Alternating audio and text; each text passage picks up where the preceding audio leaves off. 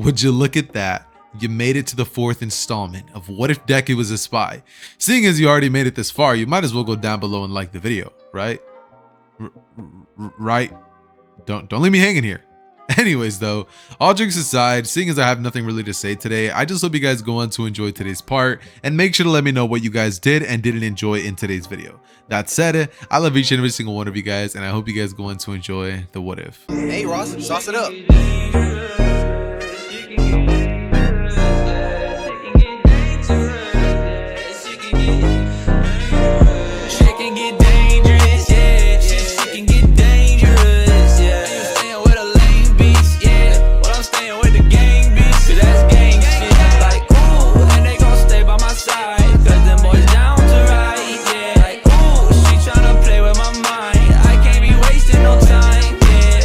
We pick off with the story right where I had left off on part 3. With the team being assembled, we now have Izuku formulating a plan as to how his team is going to be winning. After all, his members aren't exactly going to be adding too much in terms of like helping him get the final headband, since he only has Kaminari, Momo, and Uraraka. That said, Deku decides that instead of devising their attention on the million-point headband, Deku would opt to instead go and try to get weaker headbands in order to stay in the main competition. That way he can focus all of his attention in the final battles, which he knows will be something that he's going to be needing a bit more of his energy for. That said, it'll be the most safest gamble to make sure that he gets to the finals of the sports festival. That said, this is when we would have it so that his team would end up doing this and kind of just collecting the small headbands from lower teams. That said, his team would pretty much end up getting 2nd place, with Todoroki's being first after him being able to kind of, I guess you could say, keep his headband, with Bakugo keeping his points that he got with his 2nd place and being dead last. Seeing as he barely was able to like scrape by after Deku ended up stealing a bunch of headbands from other teams, and so Bakugo, having any points at all, was able to barely pass by. Like I said, dead last. That said, after this, we're going to be having the main battles be announced, with Deku's first battle being against Shinso, just like he would be in the original. However, I'm not even going to sugarcoat this or act like this battle is about to be something insane. Because of Deku growing up as a spy and being trained not to let his emotions guide his actions, Deku, when he fights against Shinso and Shinso would immediately try to get Deku to talk, Deku would not do a single thing. And seeing as Shinso isn't able to say something like, oh, it's so nice having a quirk, Deku doesn't say any of that because everybody knows that Deku's already quirkless. So Shinso tries to just talk smack on Deku, his outfit, the people that was on his team, yada yada yada, but Deku doesn't care. He would immediately rush Shinso, knock him out, giving him the victory, taking him out swiftly and almost painlessly. This would lead to Deku becoming a fan favorite with the fans, and people would start wondering if maybe quirkless people can become heroes. Maybe quirkless people have potential after all. It's interesting. Many people have had their emotions swayed, all because of this kid, Luna Hagakoshi. It's insane, but it's what's happening. That said, Deku would become a symbol to all quirkless people during the festival, and his popularity would rise, as I said already. But Todoroki, he's not exactly a big fan of some quirkless kid getting all this attention, even more than him, and if he's being honest with himself, it's rubbing him the wrong way. So during the time that they have before their second battle, seeing as he's going to be going up against Deku pretty soon, he would actually go up to Deku and tell him to stop acting as if he's even part of the competition. A quirkless person like him won't make it far.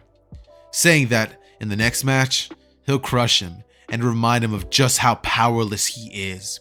But Deku, he would put on a straight face and say, well, he'll just do his best, and if he loses, so be it. But he's gonna get as far as he can, standing in front of Todoroki, holding his ground, telling him that he's not afraid of him just because he has a quirk. But internally, Deku would be thinking of how badly he wants to knock Todoroki down a few pegs and take him down right then and there. That said though, he would inevitably end up making his way towards the arena, and he would bump into Endeavor, who would actually tell him to get Shoto to use his fire side, telling him a bit of details about Todoroki and Deku would use this to his advantage. He would ask Endeavor why he wants him to do it, and Endeavor would promptly tell him that Shoto has some sort of daddy issues with him, that he doesn't like using his fire side because he believes it's his quirk. But he doesn't understand it, telling the kid that that's all he needs to know, and that if he can get him to use his fire quirk, then, he'll reward him in some way, shape, or form. Deku would say that the reward was you telling me that. Thanks for the information, old man, as he would proceed to walk towards the arena, thinking to himself that that's exactly how he's going to be defeating Todoroki. Seeing as Todoroki is going to be fighting against Deku in an open area, and Todoroki has the advantage of being able to shoot him from far distance, seeing as Deku is a close range fighter, it's going to be extremely difficult for him to even defeat Todoroki whatsoever, much less get close to him. That said, when he would finally make it to the arena, Deku would look at Todoroki before the match starts and says, "It's a shame you don't use your flames. You might be unstoppable if you did, but since you don't, this'll be a breeze." Todoroki would look at him with an angry expression on his face, as Deku would then go on to say, "Regardless, this is nothing, and you're nothing without your quirk," which would actually hit a spot for Todoroki. Following this, Deku would go on to say, "You know I'm right, Todoroki. The only thing you have going for yourself is you're Endeavor's son, and even then, you hate your own dad." Daddy issues much. Todoroki, after hearing this, would say, "What would you know?" As the proctor would say that the match just starts, and it's at this point that Todoroki would say, "How dare you speak on me without even knowing me?"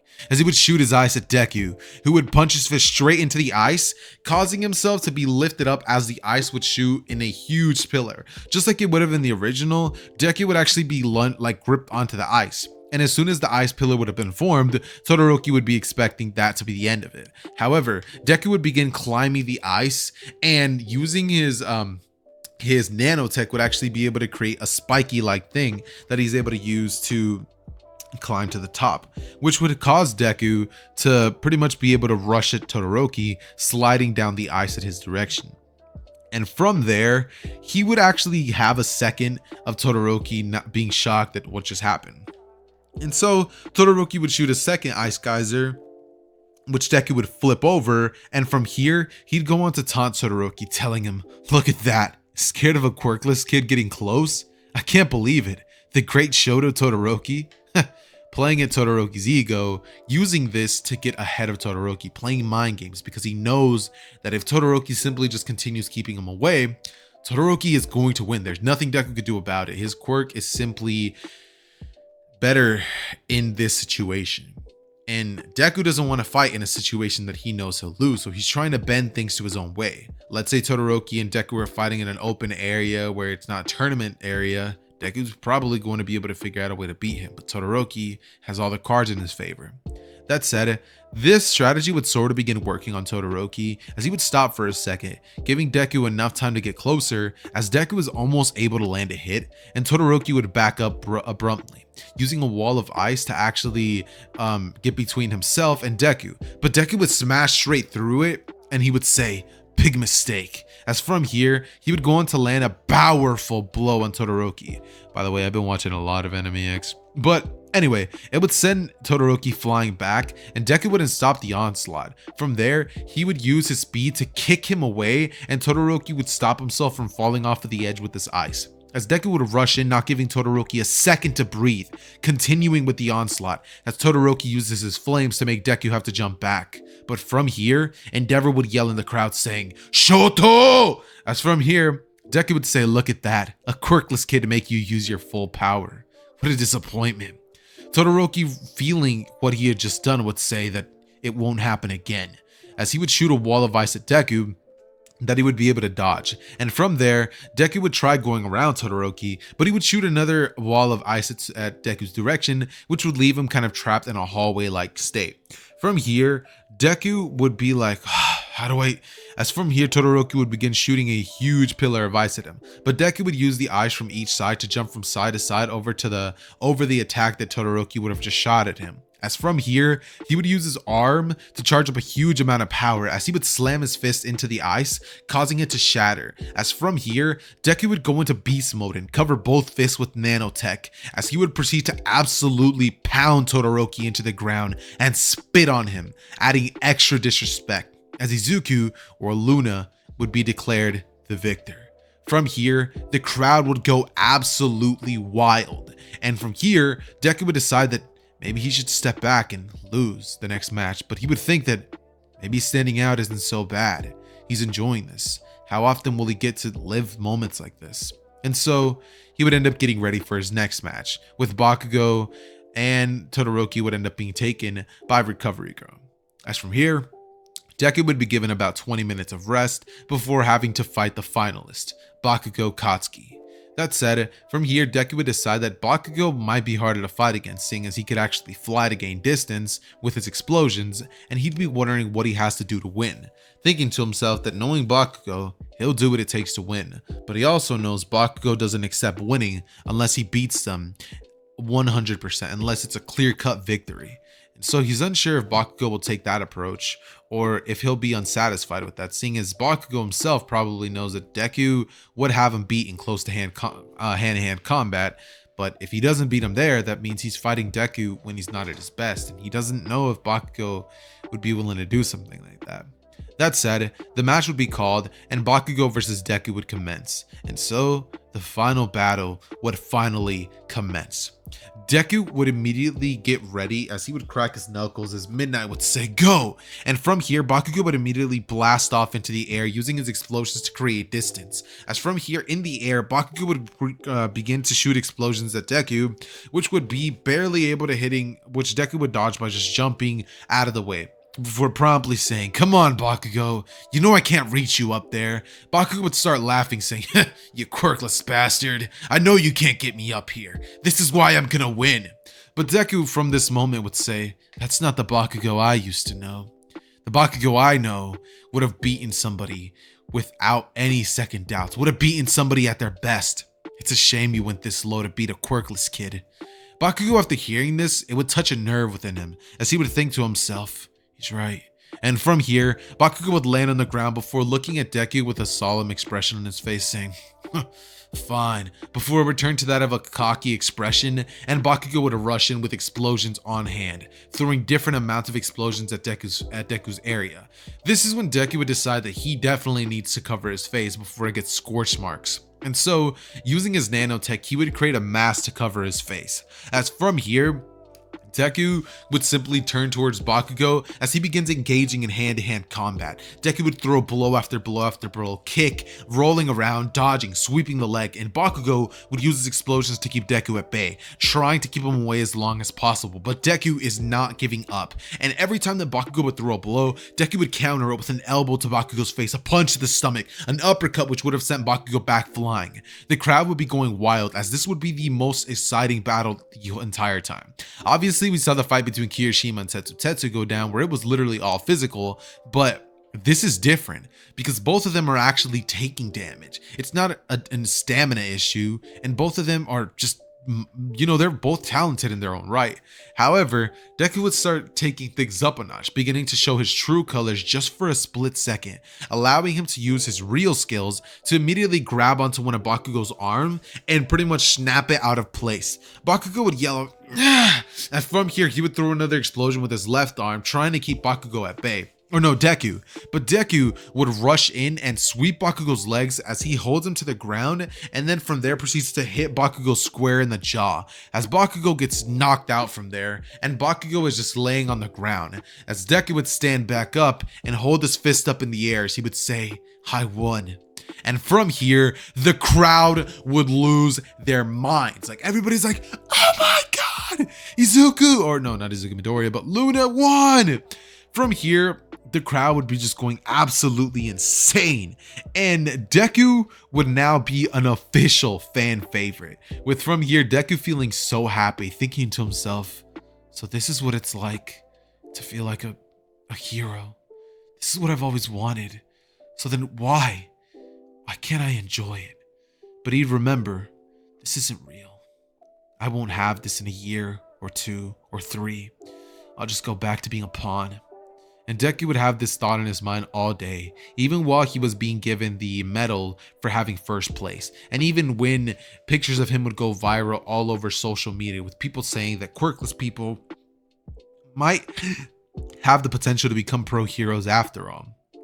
However, He would go to sleep with this thought in his mind and he would not be able to enjoy the day. But the next day, he would end up arriving at school, where he would end up deciding on what his pro hero name is going to be. And he would end up choosing the name Endu. The way that you spell it would be Enduey. Endu? No. N Day, I don't know, but just know that it's pronounced Endu, okay? And from here, he would choose to intern alongside Kaminari. After everybody else would end up picking their own internships, Deku would pick Kaminari's internship, as he would respectfully end up going with the pro hero, Kamui Woods. Because, I mean, why not? It sounds likely.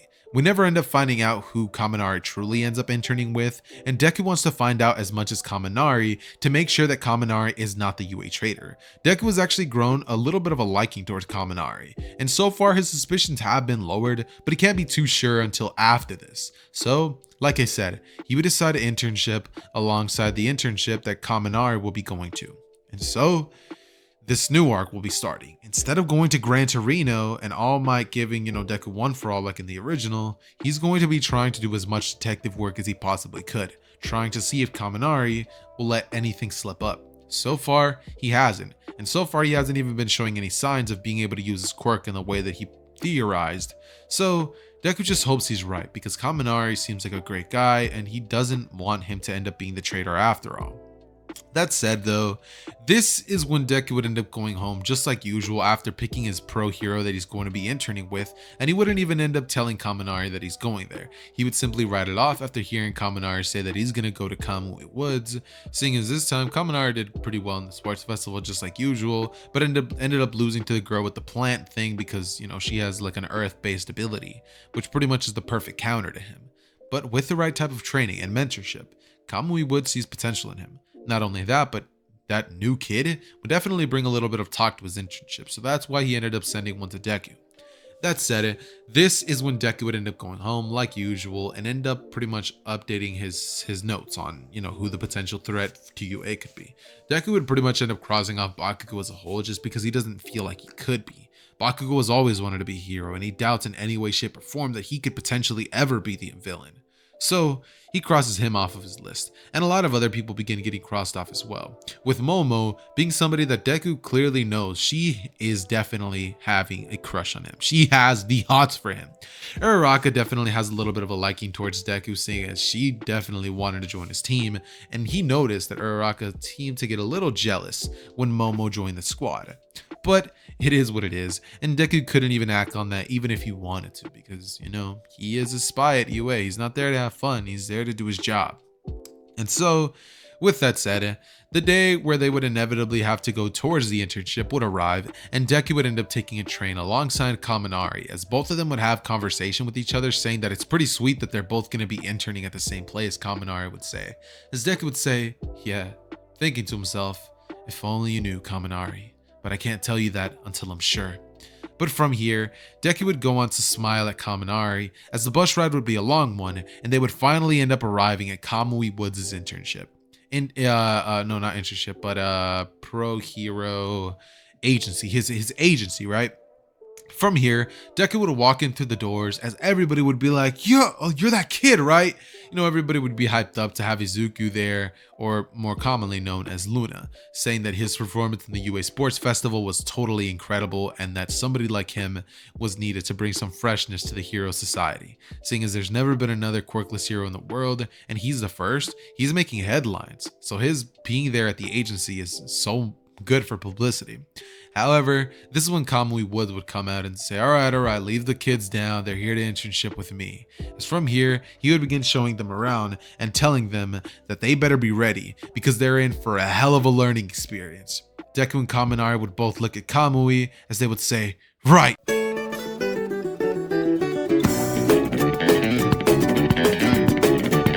Like for part 5.